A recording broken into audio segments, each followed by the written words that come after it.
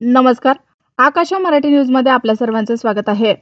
लाडकी बहीण योजनेचा लाभ हवाय, नव्याने नाव नोंदणी करता येणार. योजनेबाबत मोठी अपडेट. सिव्हिल मधील बाळ चोरीचा 12 तासात उलगडा. MBA महिलेचं कृत्य कारण धक्कादायक. प्रशांत किशोर यांना पोलिसांनी केली अटक. भल्या पहाटे BPSC आंदोलनात राहडा. गुजरातमधील पोरबंदरच्या बाहेरील विमानतळावर तटरक्षक दलाचे हेलिकॉप्टर कोसळून 3 जण ठार.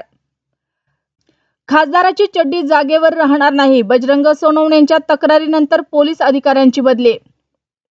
कर्नाटकमध्ये आढळला दुसरा रुग्ण. 8 महिन्याच्या मुलीनंतर 3 महिन्याच्या चिमुकलीला विषाणूची लागण. नाशिकच्या तपोवन परिसरात जॉगिंग ट्रॅकलगत युवकाची आत्महत्या. लोकलमधील त्या स्टंटबाज तरुणाला 5 महिन्यांनी अटक. सांताक्रूजमधील बिल्डरकडे मागितली 11 कोटीची खंडणी. पोलीस ठाण्यात गुन्हा दाखल.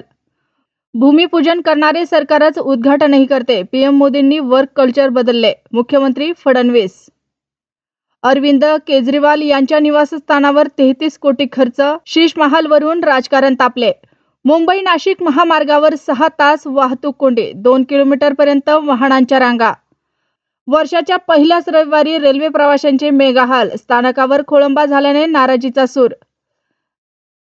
दहिसर ते मीरा भाईंदर मेट्रोच्या डेपो मार्गात बदल करण्याचा विचार. 600 कोटींच्या बचतीचा दावा.